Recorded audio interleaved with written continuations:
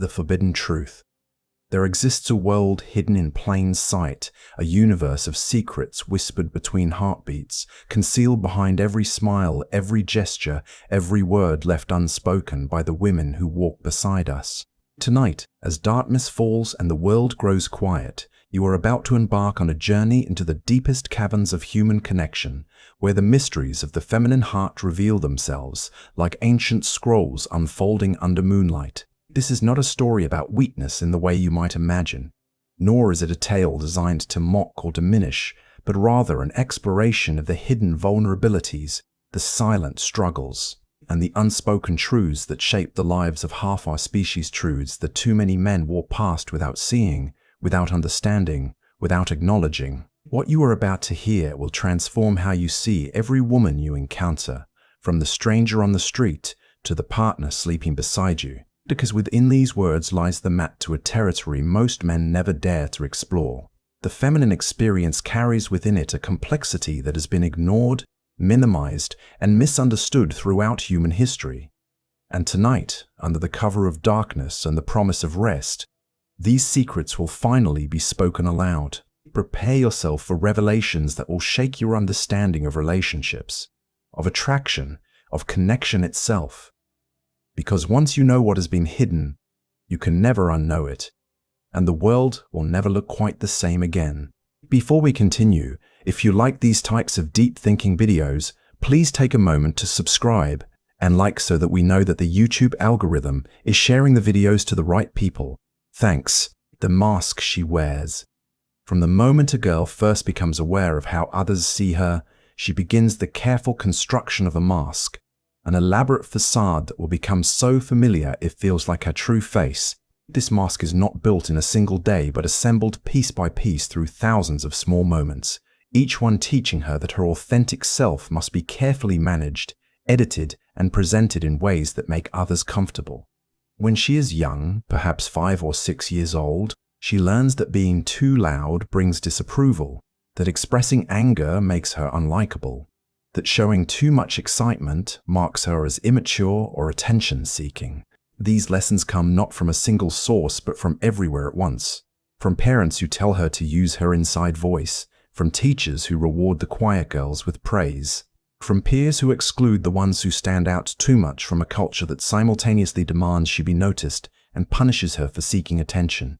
As she grows older, the mask becomes more sophisticated, incorporating new elements with each passing year. She learns to laugh at jokes she does not find funny, to soften her opinions so they never threaten male egos, to express interest in topics that bore her because this is what makes her socially acceptable. The teenage years bring a whole new dimension to the masquerade, as she discovers that a developing body has become public property in ways that feel both empowering and violating, leaving her to navigate the impossible balance between being attractive enough to matter but not so attractive that she invites unwanted attention or blame. She begins to monitor every aspect of her presentation, from the clothes she wears to the way she walks, from the tone of her voice to the expression on her face, understanding at a bone-deep level that the world is constantly judging her and that the consequences of getting it wrong can range from social exclusion to physical danger. The exhaustion of maintaining this mask never fully goes away, even in adulthood, even in the privacy of her own home, because the performance has become so deeply ingrained that she sometimes loses track of where the mask ends and her true self begins. She will spend hours preparing for a simple outing, not out of vanity, but out of the knowledge that her appearance will be scrutinized and commented upon, that her worth in many spaces is still determined by how well she conforms to narrow standards of attractiveness. This is the first hidden weakness that men ignore: the constant performance of femininity. The relentless labor of making oneself palatable to a world that never stops watching, never stops judging, never allows her to simply exist without commentary or consequence. The weight of invisible labor. Every day she wakes and begins a second shift that most men never see, never acknowledge, and certainly never share equally. This invisible labor shapes her entire existence, filling the spaces between her official responsibilities with countless tasks that somehow always fall to her.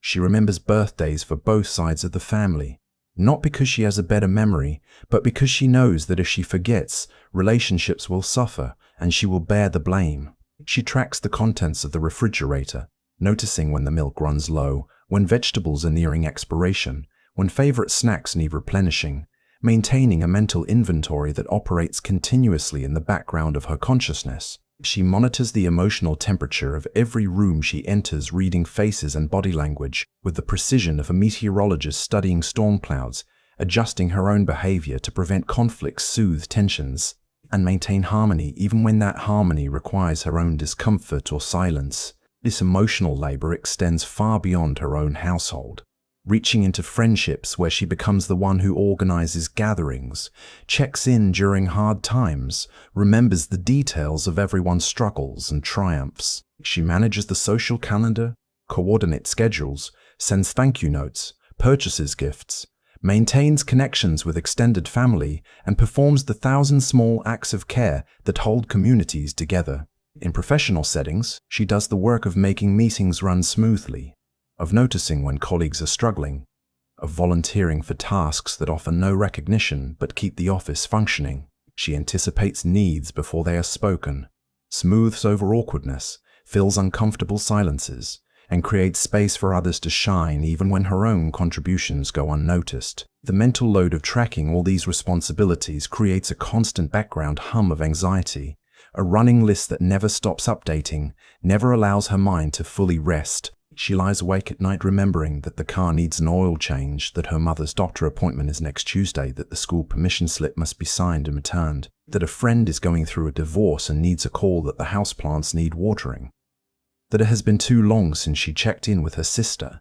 Men move through life with a freedom she can barely imagine, the freedom to think about only the task immediately before them, to forget birthdays without being labeled cold or uncaring, to leave dishes in the sink without noticing them as a problem requiring solution, to walk past clutter without feeling personally responsible for its existence.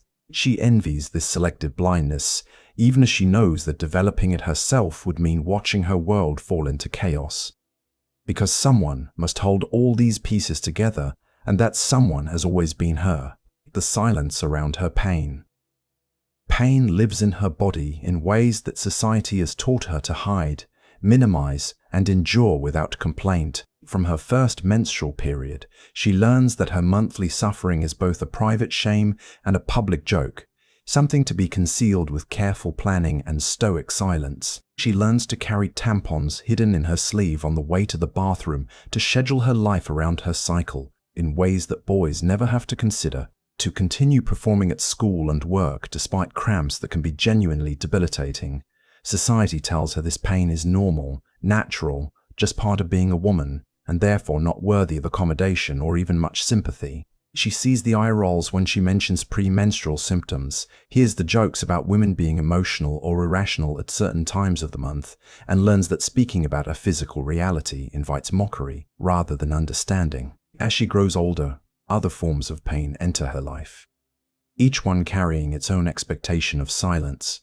If she experiences pain during sex, she feels pressure to hide it, to fake pleasure instead, because admitting discomfort might damage her partner's ego or mark her as dysfunctional. If she faces harassment or assault, she must carefully weigh whether speaking up will bring justice or simply more pain, knowing that her clothing, her behavior, her past will all be examined for evidence that she somehow deserved what happened. The medical system itself often dismisses her pain, with studies showing that women's reports of suffering are taken less seriously than men's, their symptoms attributed to anxiety or hormones rather than investigated with the same rigor. She learns to rate her pain higher than it actually is, just to be believed to bring a male relative to medical appointments, because doctors listen more carefully to men, to do extensive research before appointments because she will need to advocate forcefully for her own care. Pregnancy and childbirth, as she chooses them, bring new dimensions of pain that society simultaneously glorifies and ignores, expecting her to forget the trauma of delivery and the glow of motherhood, to bounce back physically within weeks despite major bodily changes, to breastfeed through excruciating complications because breast is best regardless of her suffering. The pain of aging brings its own silencing, as her complaints about menopause symptoms are dismissed as inevitable, her concerns about her changing body treated as vanity rather than legitimate struggles with identity and health. Through all of this, she is expected to maintain her smile, her productivity, her caregiving of others. because acknowledging the full extent of her pain would make others uncomfortable and might reveal that the system requiring her silence is fundamentally broken. The impossible standards of beauty. She opens her eyes to a world that has been measuring her worth by her appearance since before she could speak.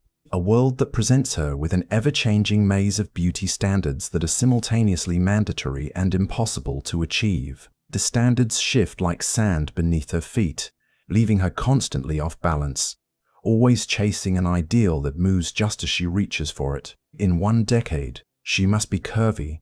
In the next, she must be thin.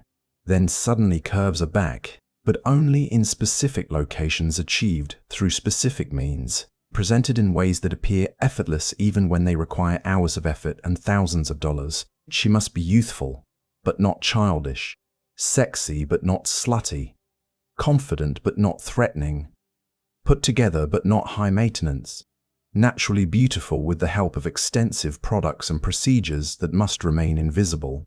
The contradiction buries itself deep in her psyche, creating an internal critic that never sleeps, never offers praise, never allows her to look in the mirror without finding something wrong.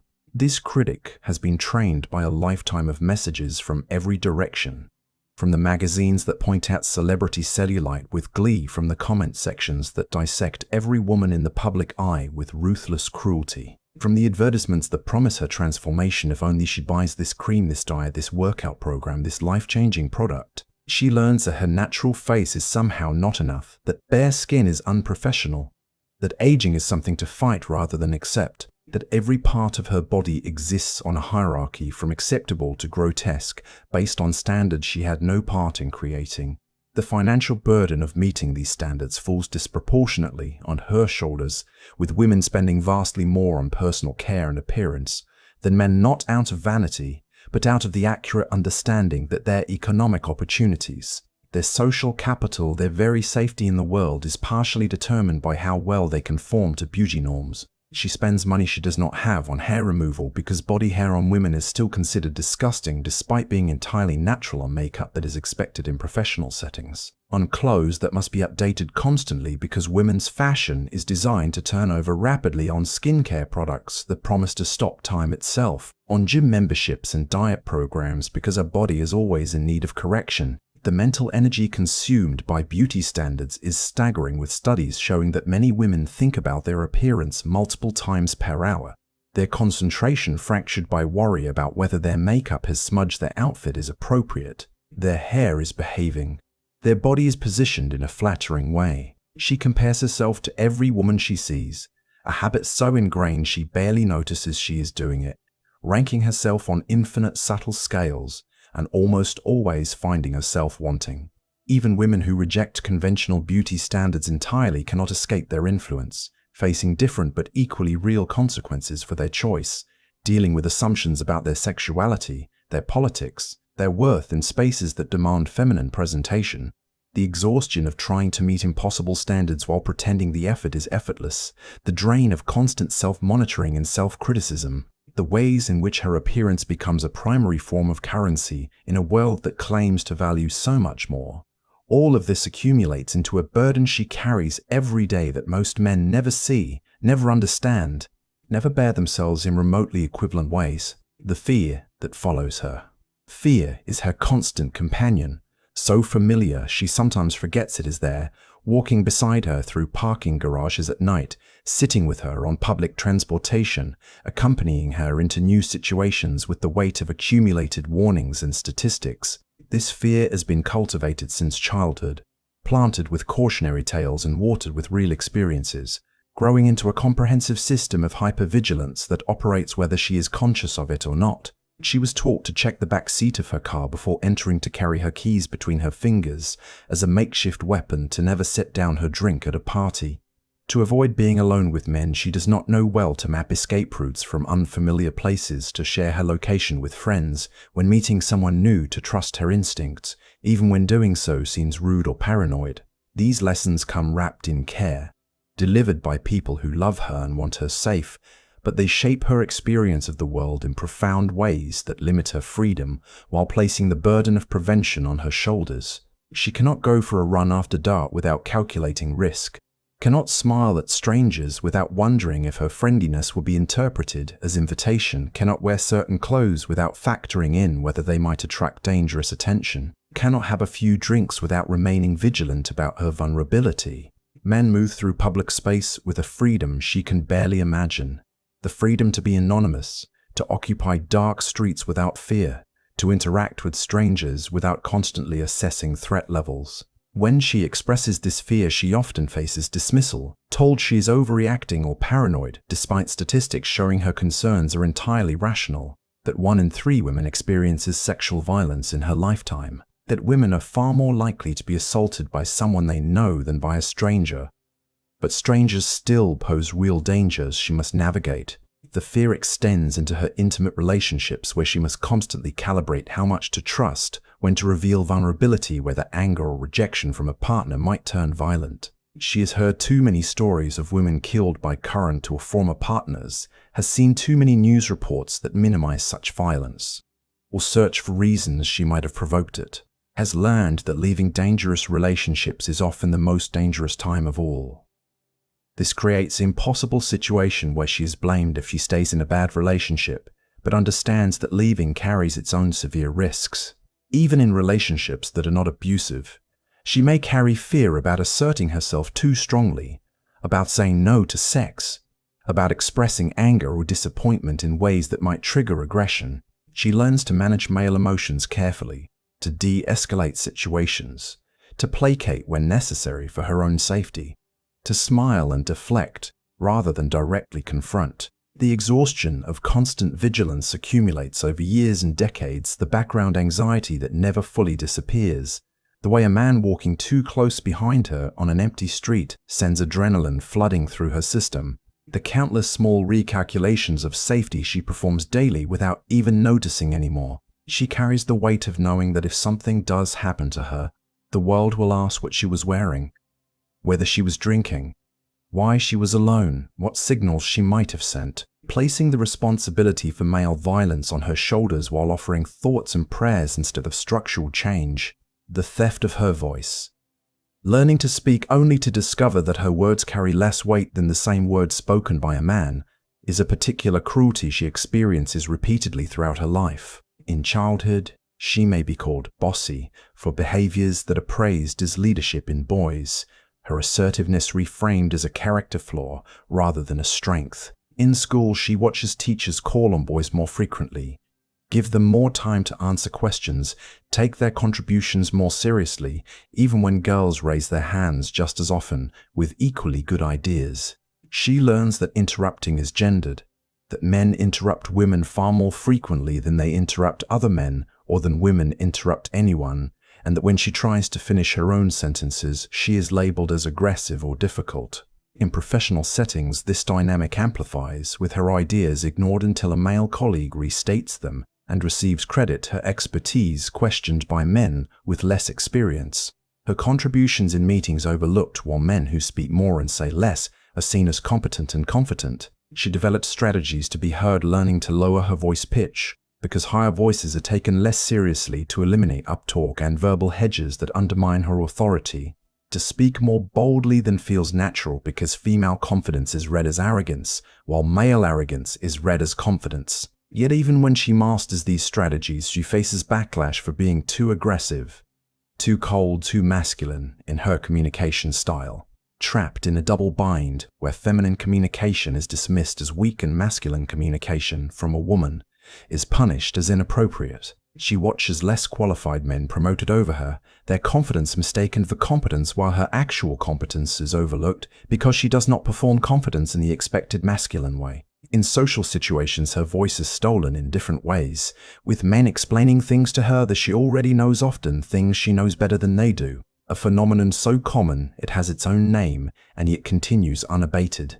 She cannot express anger without being labeled hysterical or emotional, cannot raise her voice without being told to calm down, cannot show frustration without having her concerns attributed to her mood or her hormones rather than legitimate problems. Her opinions on certain topics are dismissed as irrelevant, particularly in male-dominated spaces where her very presence is questioned, where she must constantly prove she deserves to be there while men are granted automatic belonging. She learns to package her disagreements carefully, to soften them with qualifiers and apologies, to present criticism as questions rather than statements, because direct challenge triggers defensiveness and retaliation. The exhaustion of not being heard of, saying things twice or 3 times before they register, of watching men receive credit for her work, and ideas of having to fight for basic respect in her areas of expertise. All of this accumulates into a deep frustration that she must then also hide, because expressing it will only further undermine her credibility. She watches her daughters begin to experience the same silencing and feels a grief so profound it takes her breath away, knowing that despite decades of progress, the world still devalues female voices in ways both subtle and blatant. It still requires women to fight twice as hard to be heard half as well. The contradiction of her sexuality. Her sexuality exists in a space of impossible contradictions that begin with her first awareness of her body as a sexual entity and never fully resolve. Society tells her that her sexuality is both her greatest asset and her deepest shame, that she must be desirable, but never desiring, available, but not easy experienced, but not too experienced, responsive to male attention, but not actively seeking it. These contradictory messages create a fractured relationship with her own desire, leaving her uncertain about what she actually wants versus what she has been taught she should want.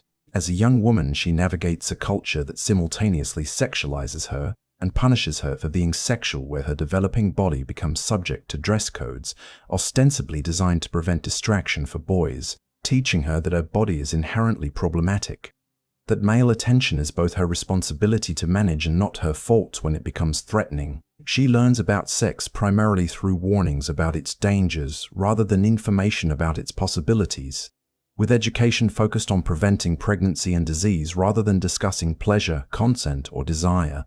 The message becomes clear that sex is something that happens to her rather than something she actively participates in, with her own agency and preferences. Her first sexual experiences are often shaped by these messages, with her pleasure secondary to her partner's, her discomfort normalized as the price of intimacy, her desires never even explored because no one has taught her that they matter. She may spend years or even decades not knowing what actually brings her pleasure, focused entirely on being pleasing rather than being pleased, performing sexuality in ways that conform to porn-influenced expectations rather than her own authentic responses. The orgasm gap is real and staggering, with heterosexual women reaching orgasm far less frequently than any other group, not because of biological limitation, but because of cultural priorities that center male pleasure while treating female pleasure as optional or impossibly complicated. She internalizes the idea that her body is difficult, that she takes too long, that her needs are excessive, learning to fake satisfaction rather than advocate for her actual pleasure. Meanwhile, her sexual history becomes a liability in ways that do not apply to men, with the number of partners she has had subject to judgment that ranges from her being deemed too inexperienced and therefore not worth pursuing, to too experienced and therefore lacking in value. The double standard operates openly with little shame, with sexually active men celebrated as studs, while sexually active women are derided as sluts, a linguistic distinction that reveals deep cultural attitudes about who is allowed sexual agency. She must navigate these judgments carefully, sometimes lying about her sexual history because the truth will be weaponized against her, calculating what number will make her seem appropriately experienced without crossing into whatever arbitrary line marks her as too promiscuous. Her clothing choices are scrutinized for sexual meaning, whether she intends any or not, with her outfits read as statements about her availability, her character, her respectability. She cannot simply dress for her own comfort or aesthetic preference without considering how her choices will be interpreted sexually, and whether those interpretations might bring consequences ranging from verbal harassment to physical danger. The result is a fundamental alienation from her own sexuality, a sense that her body and desires exist for others to judge rather than for her to inhabit fully, that her pleasure is always secondary to the pleasure or comfort of those around her, that expressing desire too openly marks her as desperate or inappropriate or somehow masculine. She watches men pursue sexual pleasure as a straightforward goal with minimal shame or complication, and wonders what that freedom might feel like, what she might discover about herself if her sexuality was truly her own, rather than this contested territory where everyone has opinions except the one that matters most, which is hers. The burden of emotional labor. She has become the emotional center of every space she occupies, a role she never consciously chose but was assigned through countless small expectations that accumulated over time.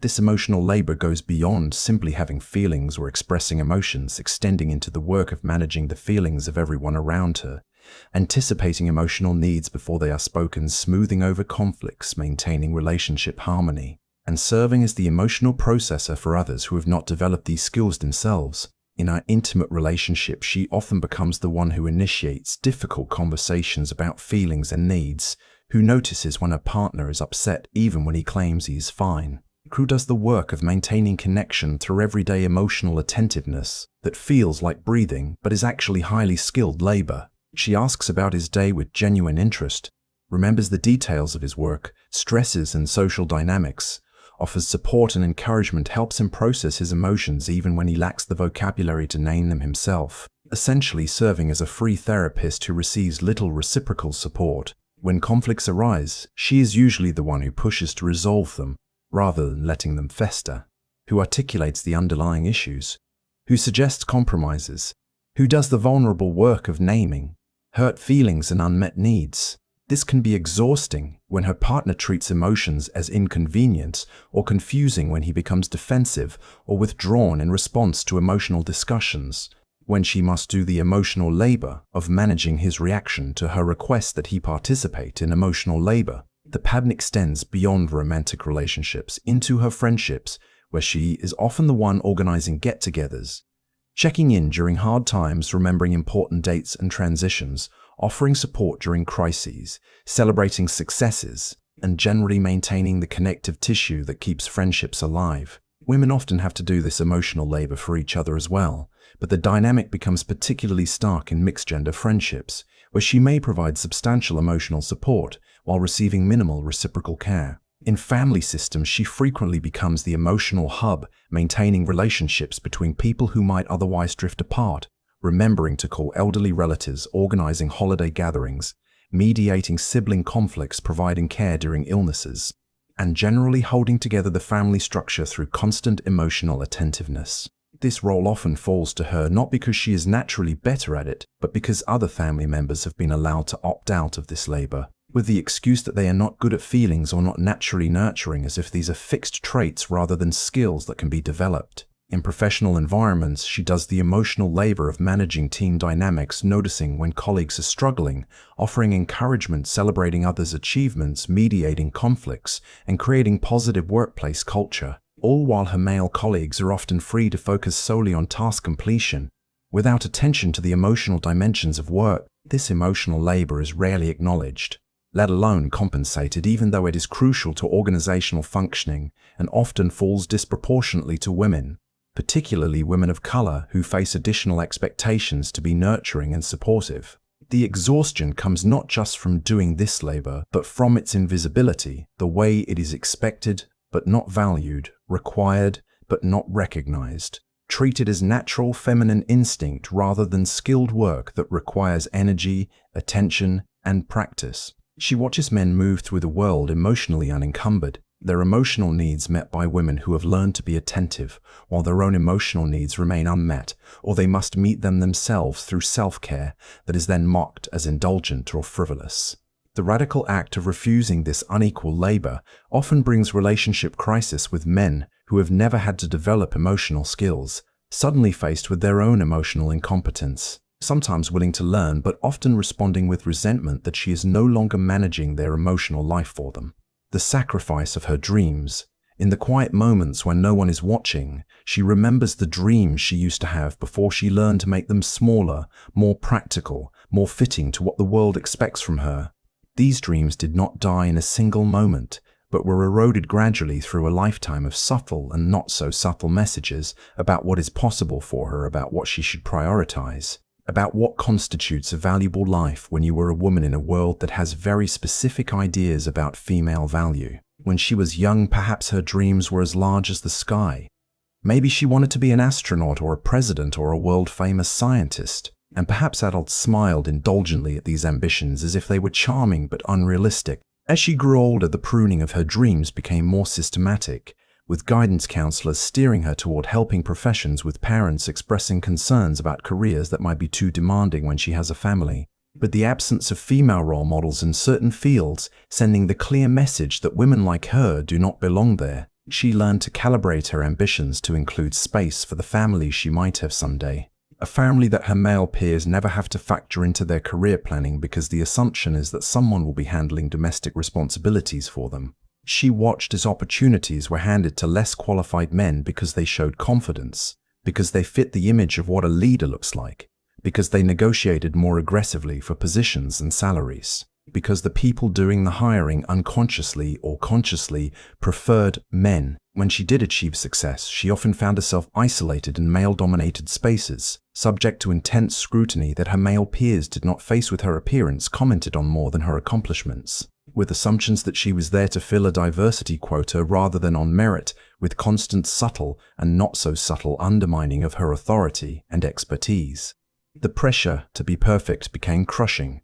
Knowing that her mistakes would be interpreted as evidence that women cannot handle the job, while male mistakes would be seen as individual failings. Eventually, many women engage in what researchers call the maternal wall, where ambition itself becomes suspect once she has children, with assumptions that she is no longer committed to her career, with opportunities quietly withheld because people assume she would not want them or would not be able to handle them with family responsibilities.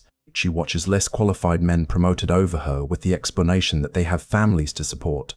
The irony of that reasoning somehow escaping everyone involved is she attempts to compete on the same terms as men, working long hours and prioritizing career advancement. She faces judgment as a bad mother or an unnatural woman, while men who do the same are simply dedicated professionals. The sacrifice often becomes explicit when she calculates the cost of childcare against her salary and realizes that continuing to work barely makes financial sense, a calculation that men rarely have to make because the assumption is that they will continue working while someone else handles childcare. The loss of her career identity in that moment, if she chooses or is forced to step back, represents not just lost income but lost professional development, lost networking, lost advancement, a gap in her resume that will be questioned in every future job interview in ways that men who never left the workforce will never experience. Years or decades later, when she tries to return to work, she finds she is competing with people who have been building their careers continuously,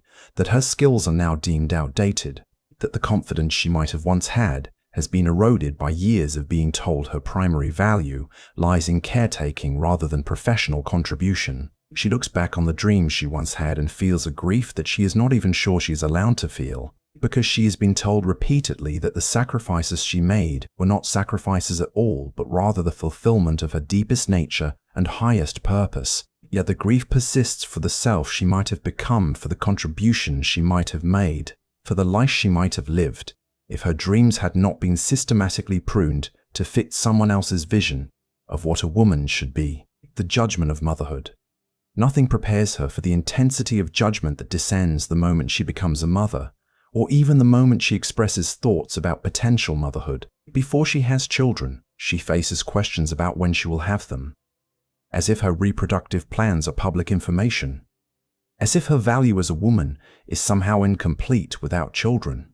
If she expresses ambivalence or indicates she may not want children, she is told she will change her mind, that she does not know what she is missing, that she is selfish or unnatural, that she will regret this decision, with little respect given to her thoughtful consideration of what her life should look like. If she actively wants children but faces barriers, whether medical, financial, or circumstantial, the grief of this is often minimized or met with invasive questions about why she does not just adopt, just do in vitro, just try harder, as if these are simple solutions rather than complex processes with their own challenges and costs. Once she becomes pregnant, the judgment intensifies immediately, with her body becoming public property, subject to comments from strangers, unsolicited touches, and constant advice about what she should eat, how much weight she should eat, how much weight she should gain, what activities she should avoid. Her choices about prenatal care, about whether to learn the baby's sex, about whether to have a baby shower, all become opportunities for others to express opinions as if their input is required. The birth itself becomes another minefield of judgment, with strong opinions about whether she should have medication or not, whether she should have a hospital birth or a home birth, whether she should have a cesarean section or vaginal delivery, with every choice interpreted as a statement about her priorities and values.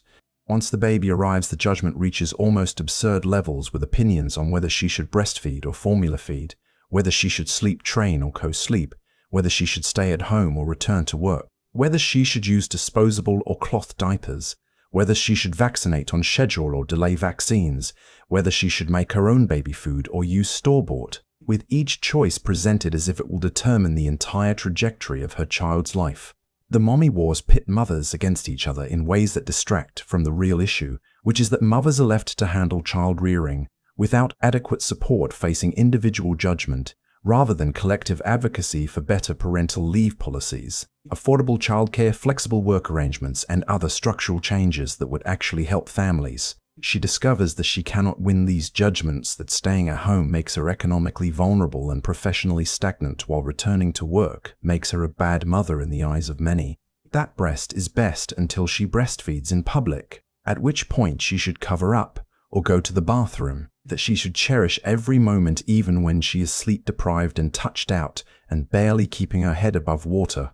The mental load of motherhood is staggering, with her carrying in her head not just the logistics of her own life, but the schedules, needs, preferences, developmental milestones, medical histories, clothing sizes, social dynamics, and countless other details of her children's lives. She becomes the default parent even in dual-parent households, the one who knows where the extra soccer socks are, who remembers that one child does not like their sandwich bread toasted while the other does, who tracks the vaccine schedule, who maintains relationships with teachers, who coordinates playdates, who handles sick days, who gets up in the night, who sacrifices sleep and personal time and career advancement. When she expresses exhaustion or frustration, she is told she should be grateful that motherhood is a blessing, that these years are so short and she will miss them, with little acknowledgement that she can simultaneously love her children deeply and find the work of raising them exhausting and often thankless. The judgment extends to her children's outcomes, with their successes attributed to good parenting, but their struggles blamed on her failures, her working too much or not working, her being too strict or too lenient, her making the wrong educational choices or feeding them the wrong foods, as if children are products that come out perfect with the right formula, rather than complex individuals influenced by countless factors beyond her control. She carries guilt that fathers rarely seem to carry, guilt about whether she is doing enough, being enough, sacrificing enough, with the standards for good motherhood so high that they are essentially impossible to meet, guaranteeing that she will always fall short in some way that someone will be happy to point out. The invisible illness. When sickness invades her body, she often faces a unique form of medical gaslighting and dismissal that turns her experience of illness into a battle to be believed. The medical system, built largely on male bodies and male experiences, frequently fails to recognize, diagnose, or adequately treat conditions that primarily or exclusively affect women. She learns early that her pain is often dismissed as exaggeration, her symptoms attributed to anxiety or stress, her serious concerns waved away with suggestions that she is being dramatic or emotional. This dismissal can have serious and even deadly consequences, with heart attacks in women going undiagnosed because her symptoms do not match the classic male presentation, with endometriosis taking an average of 7 to 10 years to diagnose, despite causing debilitating pain, with autoimmune conditions that affect women at much higher rates being minimized or misdiagnosed for years. She arrives at appointments armed with research because she knows she will need to advocate for herself. Yet presenting this research can backfire, with doctors dismissing her as an anxious internet researcher rather than taking her seriously. The double bind appears again, where she must be assertive enough to be heard, but not so assertive that she's labeled difficult and receives even worse care. Women of color face compounded barriers, with the additional weight of racial bias leading to even more severe dismissal and measurably worse health outcomes, with Black women in particular facing shocking maternal mortality rates driven partly by medical racism that treats their pain as less real or less important. She watches male partners or family members receive immediate attention and thorough workups for symptoms that her doctors have been dismissing in her for months or years. The contrast making brutally clear that the problem is not in her head, but in the system that does not value female bodies and experiences. Chronic illness brings additional layers of difficulty, with invisible conditions like chronic fatigue, fibromyalgia, chronic pain, or autoimmune disorders met with skepticism and minimal accommodation. She must constantly prove that she is really sick while also not being too sick. Must maintain productivity while managing symptoms.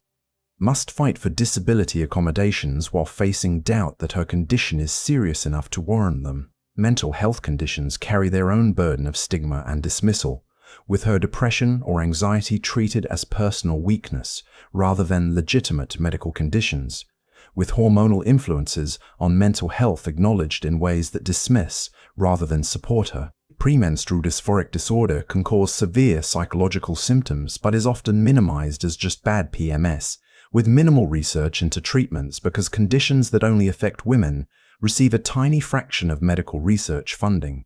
Menopause brings another transition that she is expected to handle quietly despite profound physical and emotional changes, with hormone therapy controversial and symptoms often dismissed as minor inconveniences rather than quality of life issues deserving of attention. Throughout all of this, she's expected to continue caring for others even when she is barely managing her own health, because the work she does to maintain her household and relationships does not stop just because she is sick. She learns to hide her symptoms to avoid burdening others, to minimize her struggles so she does not seem weak or demanding, to keep pushing through when she should be resting because resting feels like a luxury she cannot afford. The cost of this invisible illness work is paid in reduced quality of life in conditions that progress because they were not caught early, in daily suffering that she has learned to accept as normal because the world has told her repeatedly that her bodily experience does not matter enough to merit serious attention or resources. The unspoken competition. From the moment she enters any social space, she becomes aware of the subtle and not so subtle ways women are pitted against each other, in competition that men largely escape. This competition is manufactured through cultural messages that teach her that her value is comparative rather than inherent, that there are limited slots for female success and therefore other women are threats rather than allies. She learns to assess other women instantly and automatically, comparing her appearance, her accomplishments, her relationship status, her mothering, her career success, finding herself either superior or inferior in ways that poison potential connections. This comparative thinking is so ingrained she often does not even notice she is doing it.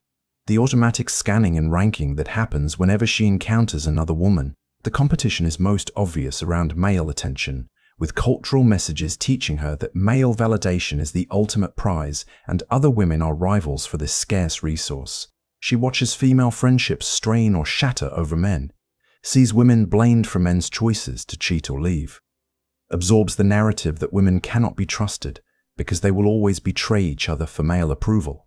This narrative conveniently obscures the reality that men are making the choices in these scenarios, while women are left to fight each other for scraps of male commitment and fidelity. The competition extends into professional spaces where only one woman might be promoted or included at high levels, creating a situation where women compete for the token female spot rather than advocating collectively for more inclusive leadership. Queen bee syndrome emerges where successful women sometimes make it harder for other women coming up behind them, having internalized the idea that they succeeded by being exceptional and that helping other women might dilute their own special status. She learns that female accomplishment is framed as threatening to other women, with successful women labeled intimidating or described with envy rather than admiration.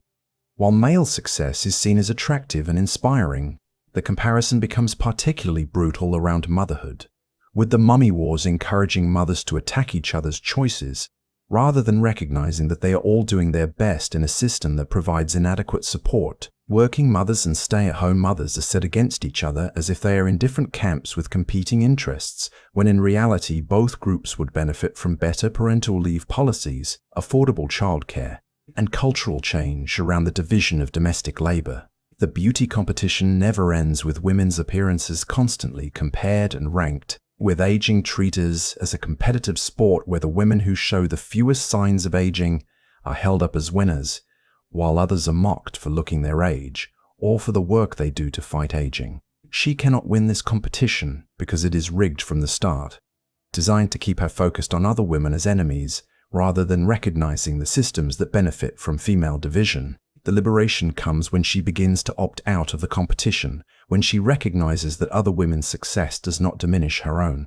that there is not actually a scarcity of male attention or professional opportunity, except the artificial scarcity created by discrimination, that the comparison game serves to distract her from building the coalitions that could actually challenge inequality. Unlearning this competitive conditioning is the work of years and requires constant vigilance because the messages encouraging female competition are everywhere and relentless. But each moment she chooses connection over comparison, solidarity over competition, celebration over envy. She breaks the pattern and models a different way forward, the performance of perfection. She has learned that being good at things is not enough, that she must make her competence look effortless, must achieve without appearing to try, must excel without making others uncomfortable with her excellence.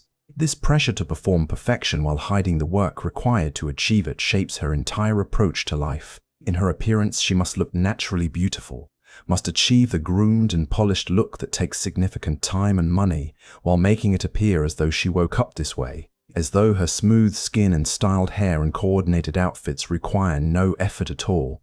Admitting the work breaks the illusion, and somehow makes her less valuable, reveals her as high maintenance or vain, even though failing to do the work and showing up without makeup and styling would make her unprofessional or sloppy. In her homemaking, she faces the impossible Pinterest standards where homes must look magazine-perfect, meals must be beautiful and healthy, and homemade parties must be elaborately themed and decorated, all while appearing as though this simply flows naturally from her creativity and domestic skill, rather than requiring hours of labor and planning. She watches other women post their perfect homes and crafts and meals and feels inadequate, not realizing that she is seeing a curated highlight reel rather than daily reality, that the photo of the immaculate living room does not show the chaos in the next room or the frantic cleaning that preceded the shot.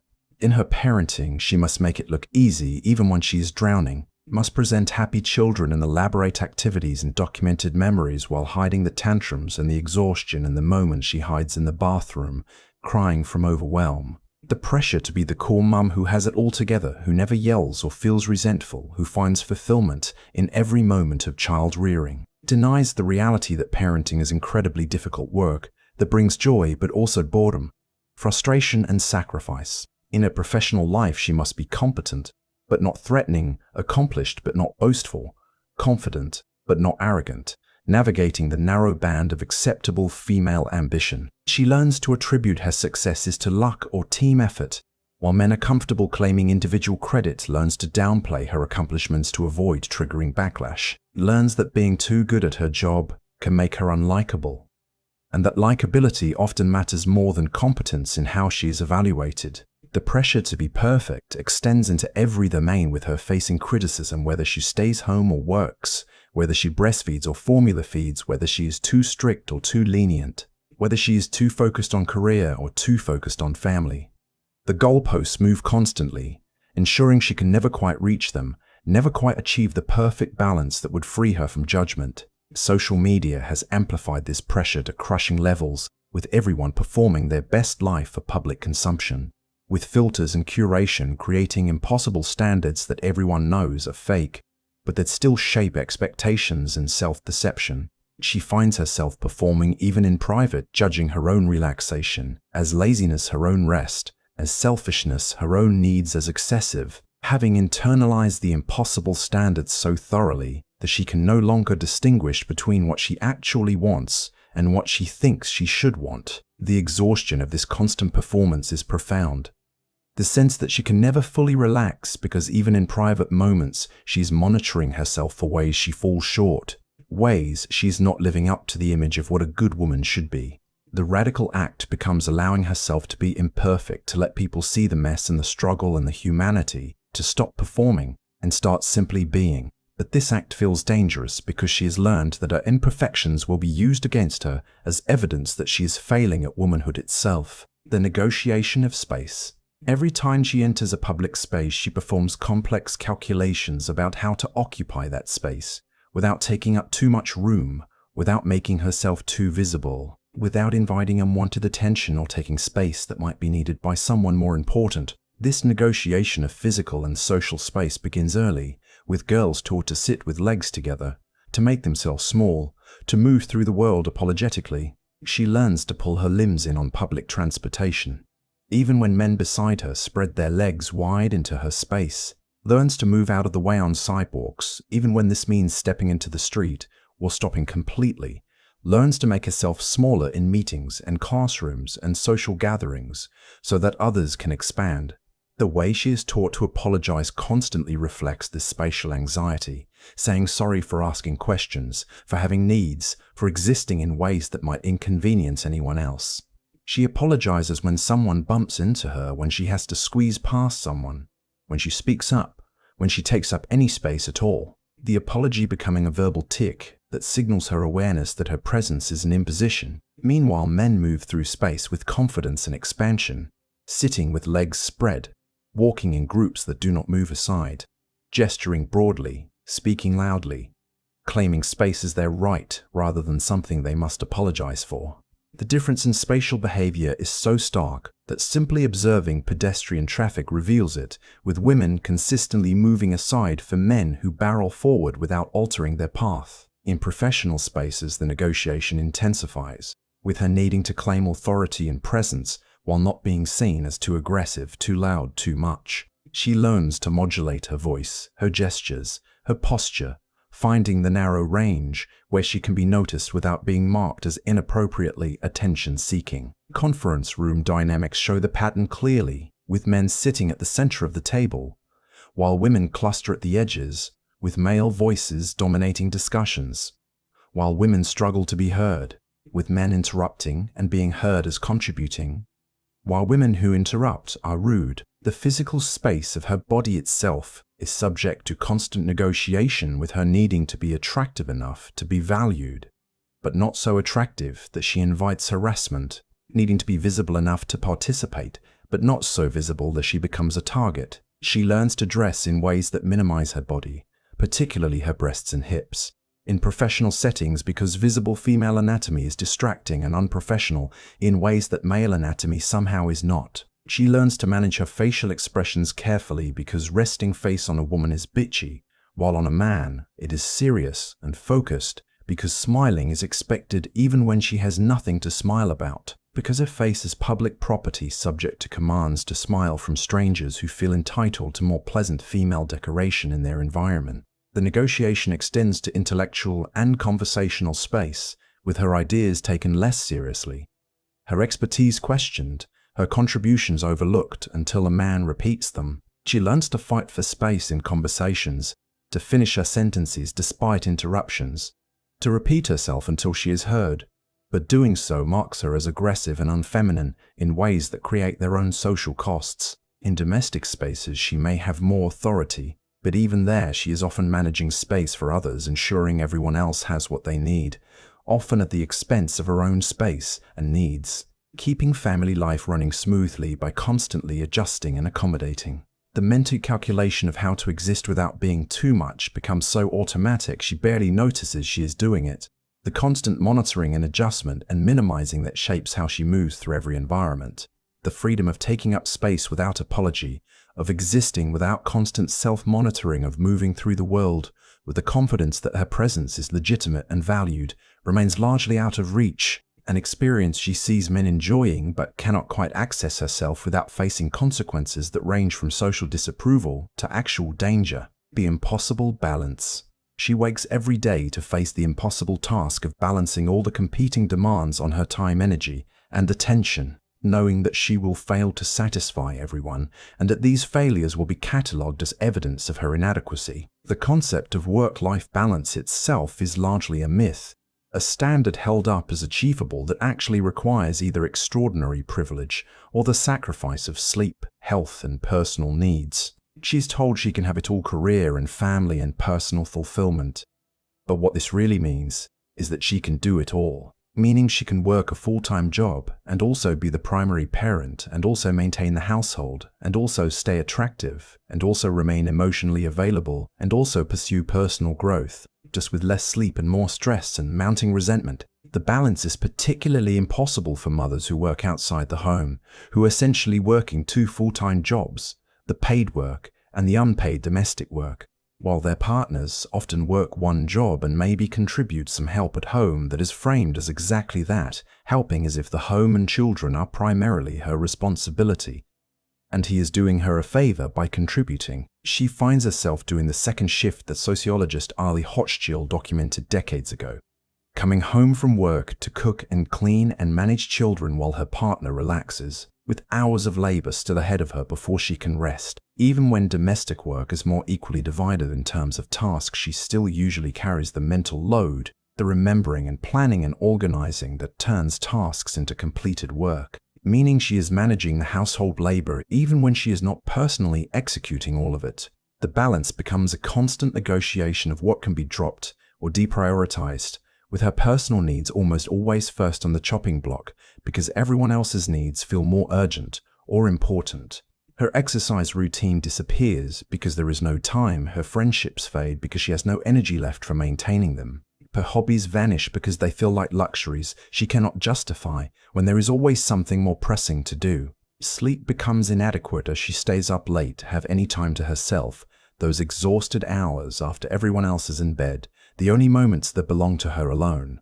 The exhaustion accumulates into burnout, with her running on empty, surviving on coffee and willpower and the knowledge that people are depending on her, that letting any ball drop will have consequences for others who matter to her. When she expresses feeling overwhelmed, she is offered tips for better time management, suggestions to wake up earlier or streamline her routines or practice more self-care, as if the problem is her poor organization rather than genuinely impossible demands.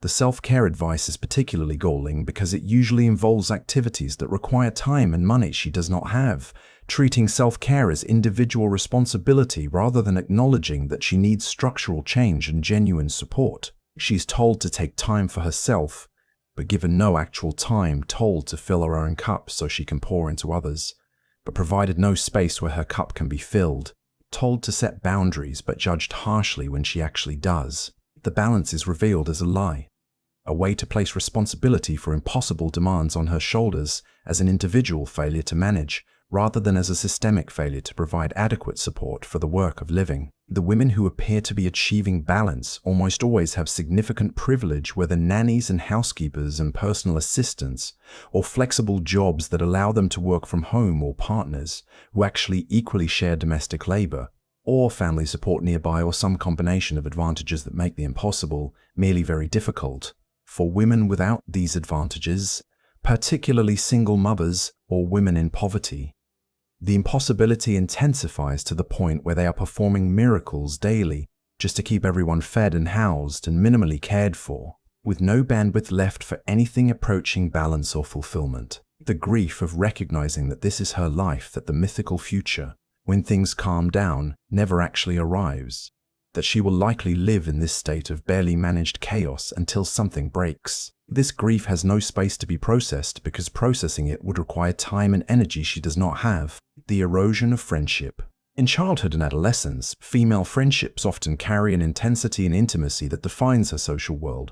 But as she moves into adulthood, these friendships become increasingly difficult to maintain in the face of competingly demands and diverging life paths. The friendships themselves are devalued by a culture that treats female relationships as secondary to romantic relationships, as training wheels until she finds a man, as less important than male friendships or business connections. She watches movies where female characters have no meaningful relationships with other women, where best friends disappear once a romantic interest appears, absorbing the message that women are interchangeable and disposable in each other's lives. The intensity of her close female friendships sometimes makes others uncomfortable, with jokes about being too codependent or needing to get a boyfriend, as if deep connection between women is suspicious or sad rather than valuable and fulfilling. As she enters serious romantic relationships, she often finds pressure to prioritize her partner above her friendships, to spend couple time rather than friend time, to merge social lives with her partner in ways that leave less room for independent friendships. The pressure comes both from partners who may feel threatened by her close friendships or simply expect to be her primary social outlet, and from cultural narratives that position romantic relationships as more important and valid than friendships. When she has children, The erosion accelerates, with exhaustion and time constraints making it nearly impossible to maintain friendships that require effort and availability. Her friends without children may not understand why she can never make plans anymore, why she cancels at the last minute, why she is always distracted and tired, and the gap in life experience can make it hard to find common ground. Her friends with children are equally overwhelmed, all of them trying to maintain connection while barely keeping their heads above water. Reduced to texting that they miss each other while months pass between actual meetings.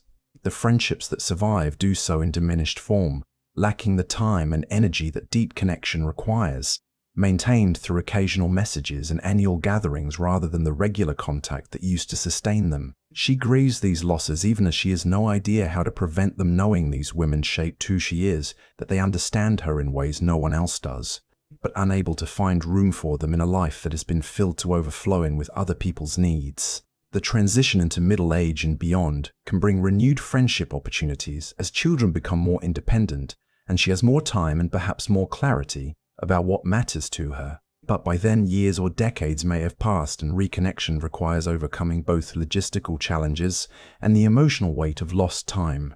She may also discover that she is changed in ways that make old friendships no longer fit, that the person she is now needs different kinds of connection than she once did. That growth sometimes means leaving relationships behind even when she values what they once meant.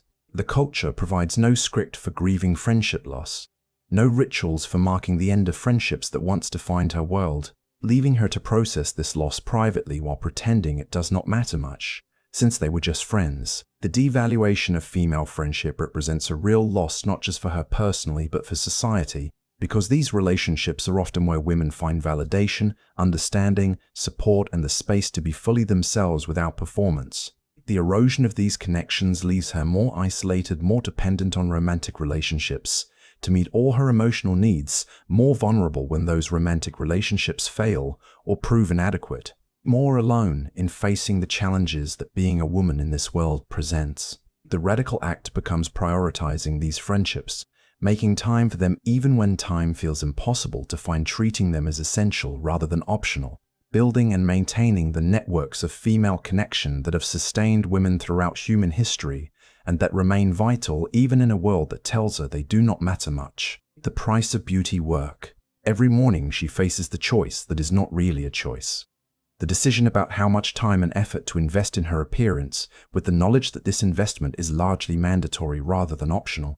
The beauty work required of women represents a significant expenditure of time, money, and mental energy that men simply do not face in equivalent measure. She must navigate a culture that simultaneously demands extensive beauty work and mocks women who do it, calling them vain or high maintenance, while also punishing women who do not perform adequate femininity through grooming and appearance management. The double bind leaves her in a no-win situation where any choice brings criticism, where she is judged both for caring too much about her appearance and for not caring enough. The time investment alone is staggering, with estimates suggesting women spend significantly more hours per week on appearance work than men, time that could be used for sleep, leisure, exercise, career development, or countless other purposes. Each morning brings decisions about makeup application, hairstyling, outfit selection, all requiring mental energy before her day has even begun. Some workplaces explicitly require women to wear makeup and maintain certain appearance standards that are not equally applied to men, making this work mandatory for economic survival. Even when not explicitly required, the professional benefits of conventional attractiveness are well documented, with attractive women earning more and advancing faster than their less conventionally attractive peers, creating rational economic incentive to invest heavily in appearance.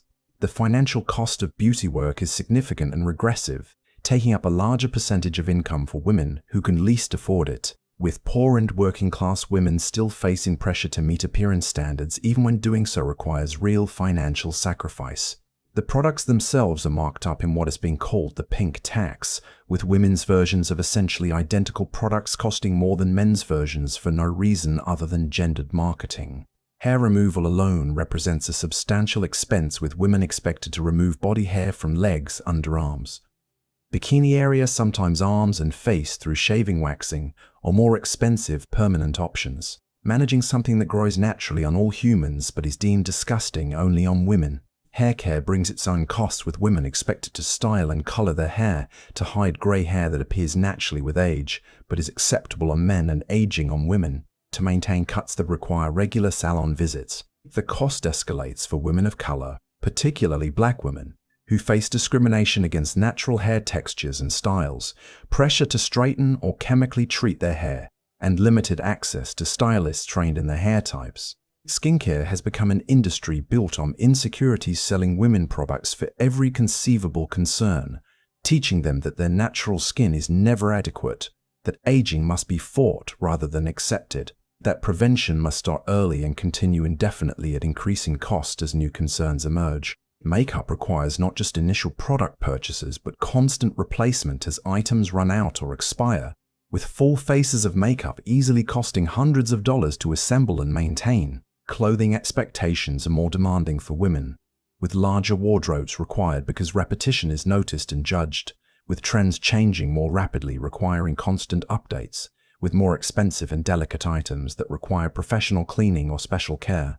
The mental energy consumed by beauty work extends beyond the time actively doing it, to include the constant monitoring of whether her appearance is holding up throughout the day, whether her makeup has smudged or her hair has fallen, whether her outfit is still presentable, whether she measures up to the standards that she knows others are using to judge her. She cannot simply forget about her appearance after getting dressed, because her appearance is understood as reflecting her professionalism, her respectability, her competence, her worth. The comparison to male experience is stark, with men able to wear essentially the same outfit, with minor variations throughout their professional lives, with natural hair and faces being acceptable with aging, bringing gravitas rather than obsolescence, with their appearance treated as nearly irrelevant to their professional competence. The freedom to opt out of beauty work exists in theory but brings real costs in practice, with women who do not perform femininity facing assumptions about their sexuality, their politics, their professionalism,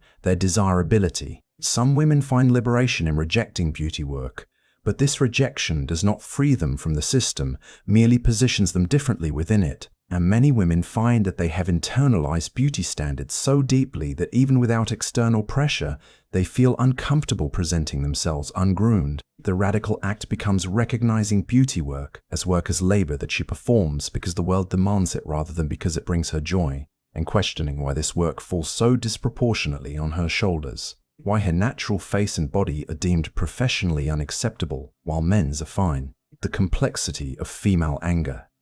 Anger lives in her body like a caged animal, restless and powerful but carefully contained, because she learned early that female anger is dangerous, unacceptable, evidence of instability or hysteria.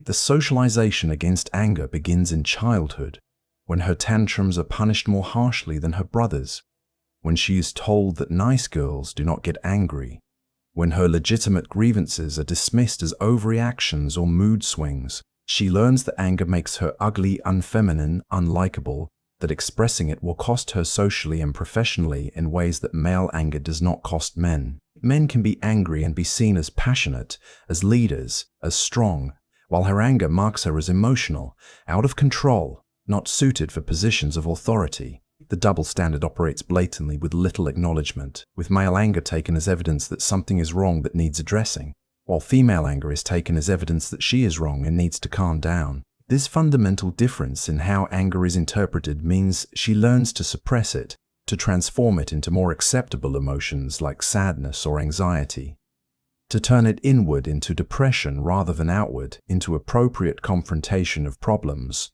The suppression takes a physical toll, with swallowed anger contributing to stress-related health issues, with the constant self-monitoring required to keep anger contained, creating exhaustion and sometimes explosive outbursts when control finally slips. She develops elaborate strategies for expressing anger indirectly, learning to be passive-aggressive because direct aggression is forbidden to manipulate, because straightforward demands are punished, to cry instead of yell because tears are at least recognized as feminine, even if they undermine her authority. The crying when angry phenomenon frustrates her deeply because she wants to be taken seriously and knows that tears will be interpreted as emotional weakness. but the anger has no other outlet and surfaces as tears despite her best efforts at control. In intimate relationships, her anger becomes even more complicated, with pressure to be nice, understanding, accommodating, to manage his emotions rather than expressing her own, to avoid conflict because confrontation threatens relationship stability. She may find herself afraid of her own anger, worried that expressing it will make her just like someone who hurt her, or that it will drive away people she loves, or that once she starts expressing it, she will lose control and destroy everything around her. This fear keeps the anger locked down so tightly she sometimes loses access to it entirely, becoming someone who cannot get angry even in situations that desperately warrant anger. Someone who has been so thoroughly trained out of this natural emotion that she has lost the ability to use it as the signal and motivator it is meant to be. The cultural archetype of the angry woman is deeply negative. From the shrew to the harpy to the bitch, all figures of mockery or fear. All warnings about what happens to women who fail to control their anger. The angry feminist becomes a particular target of mockery, with her legitimate rage at inequality dismissed as man-hating hysteria, with her passion for justice reframed as unreasonable extremism. The silencing of female anger serves a clear purpose in maintaining inequality, because anger is what drives people to demand change, to refuse unacceptable conditions, to fight back against injustice.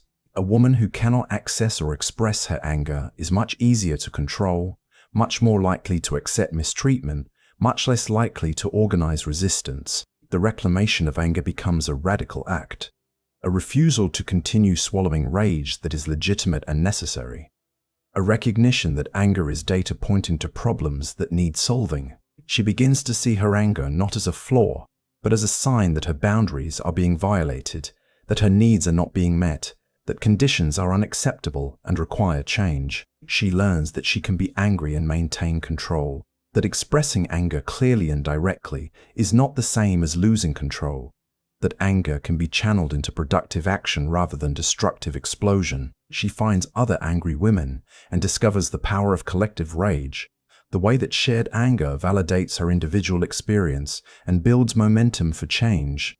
She stops apologizing for her anger, stops cushioning it with qualifiers and softening language, stops asking permission to feel what she feels. The liberation of female anger is not about becoming cruel or destructive, but about reclaiming a full range of human emotion, about refusing to be diminished into perpetual pleasantness, about using the energy of anger to fuel necessary change in her own life and in broader structures of inequality. The myth of having it all.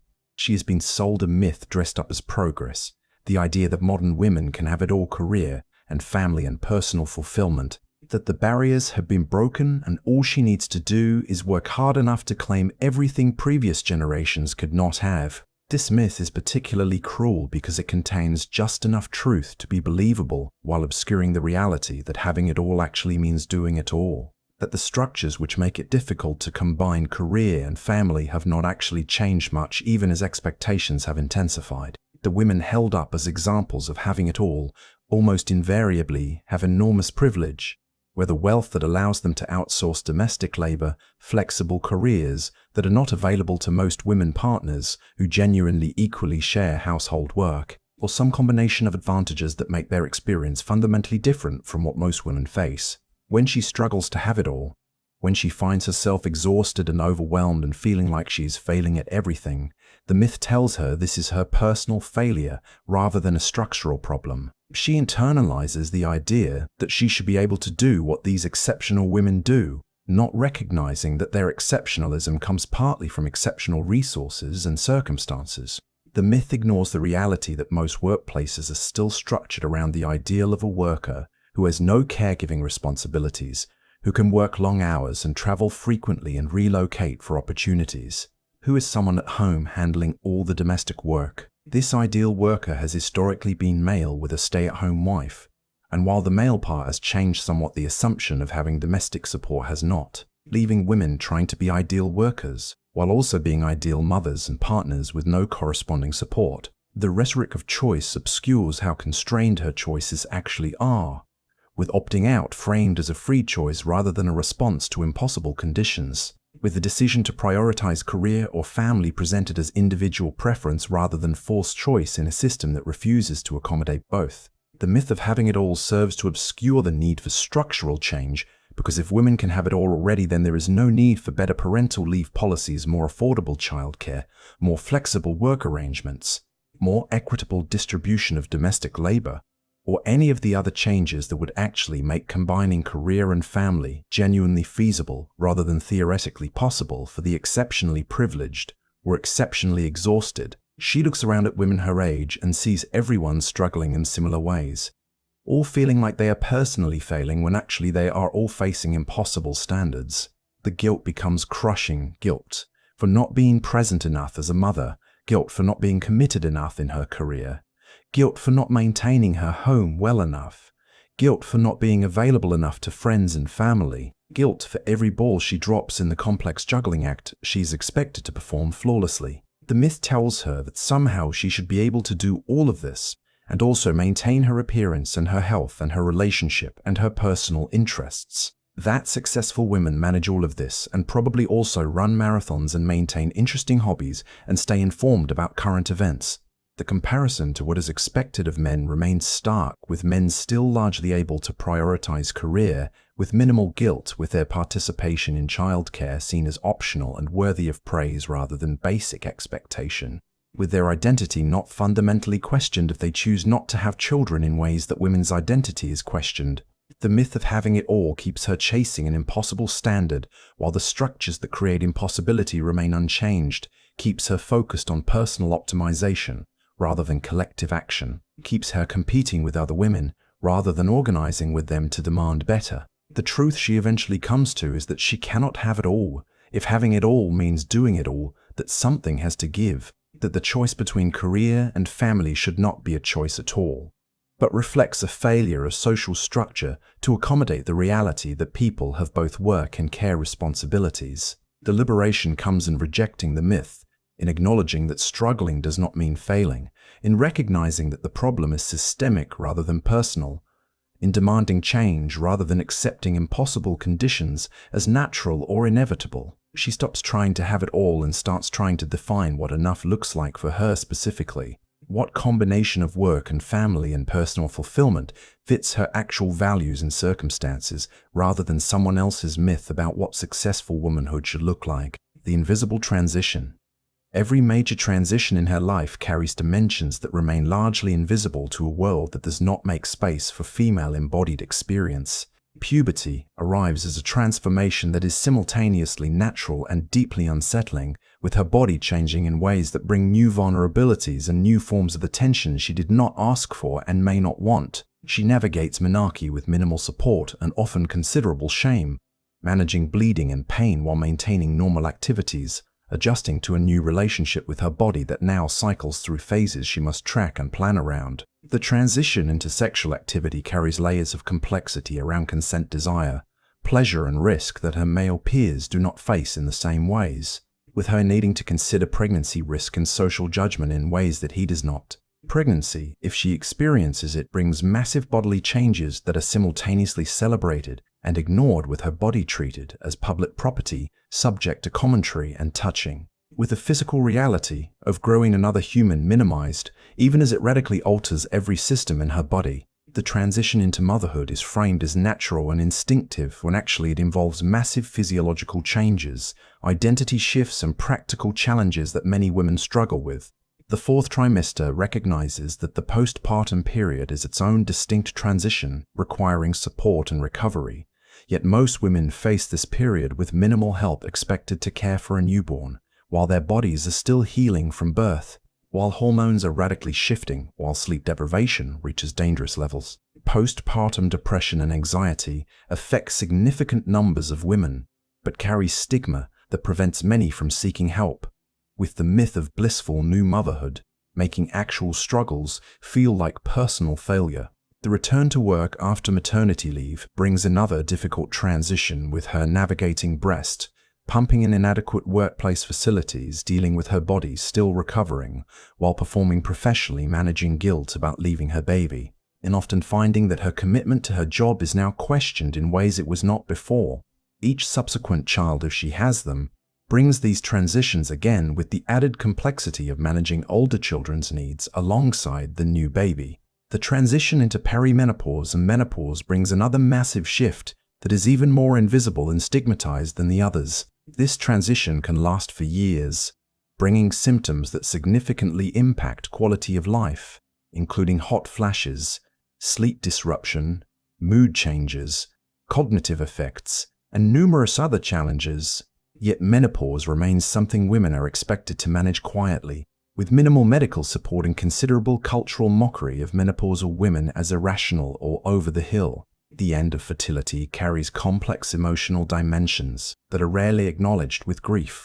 For the closing of one life phase, regardless of whether she wanted more children, with identity shifts as she is no longer seen as reproductive, but also no longer taken seriously as sexual. The aging transition more broadly brings invisibility in a culture that values women primarily for youth and beauty, with her finding that she is increasingly overlooked, that her opinions matter less, that her presence in public space is less noticed and less valued.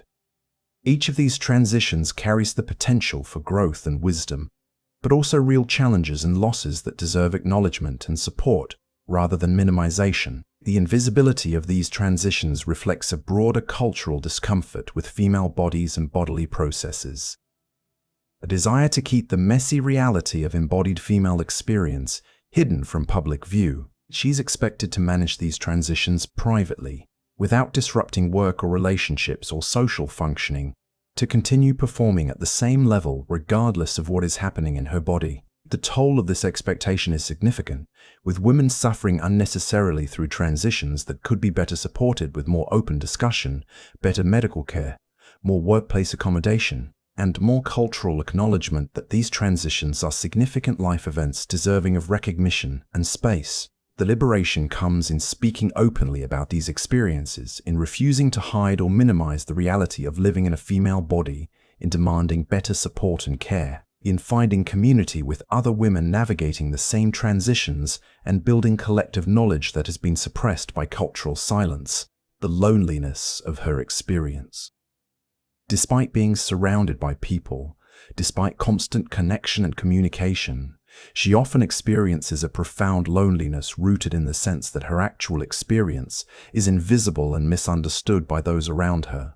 This is not the loneliness of physical isolation, but something more existential, the loneliness of living in a world that does not quite see her, that does not make space for her full humanity. That requires her to translate her experience into terms others can understand, rather than meeting her where she is. She tries to explain what it is like to move through the world in her body, and encounters incomprehension or dismissal, told she is exaggerating, or being too sensitive or imagining problems that do not exist. The gap between her lived reality and how that reality is perceived by those who do not share it creates a fundamental isolation, a sense that she is alone in seeing what she sees, feeling what she sees, feeling what she feels, experiencing what she experiences. In her intimate relationships, this loneliness can be particularly acute when her partner does not or cannot understand dimensions of her experience that are foreign to him, when her attempts to explain are met with defensiveness or disbelief. When the emotional labor of making herself understood becomes too exhausting to continue attempting, she may find herself minimizing or hiding significant aspects of her experience to avoid the work of explanation or the pain of being disbelieved. The loneliness extends into her professional life when her contributions are overlooked, when she is the only woman in male-dominated spaces, when the subtle and not so subtle exclusions remind her that she does not fully belong. She watches men bond with each other easily while her attempts at the same connection feel fraught with complication, with her presence changing dynamics in ways that leave her on the outside. In medical settings, she experiences the loneliness of not being believed, of having her symptoms dismissed, of knowing something is wrong with her body but being unable to get anyone to take her seriously. In parenting, she may feel isolated in bearing the primary mental and emotional load, while her partner moves through life without the same constant background worry and planning. Among other mothers, she sometimes finds the connection she craves but also encounters competitive dynamics and judgment that prevent authentic vulnerability. The loneliness of perfectionism keeps her from being real with others, from showing her struggles and failures, from admitting that she is not holding it together as well as she appears to be. Social media amplifies this loneliness by surrounding her with curated versions of other people's lives, while she is intimately aware of the gap between her online presentation and her messy reality, knowing others are likely doing the same but unable to bridge to authenticity through the medium. She longs for someone to truly see her, all of her, not just the performed and acceptable parts, but the angry and petty and struggling and imperfect parts, and to stay. To not withdraw or diminish or dismiss, but to witness and accept and value. This longing is fundamentally human, but feels particularly acute for women whose full humanity is so often denied or ignored, who are valued for specific roles and qualities while everything outside that narrow band is rendered invisible. The connection she finds with women who share her experiences, who understand without lengthy explanation, who see what she sees and validate her reality, becomes precious and vital. These connections combat the loneliness by providing the recognition that she is not crazy, not imagining things, not alone in her experience, even when the broader culture suggests otherwise. The work of building and maintaining these connections is worth it precisely because it addresses the loneliness at the core of her experience, the sense of being fundamentally unseen and misunderstood.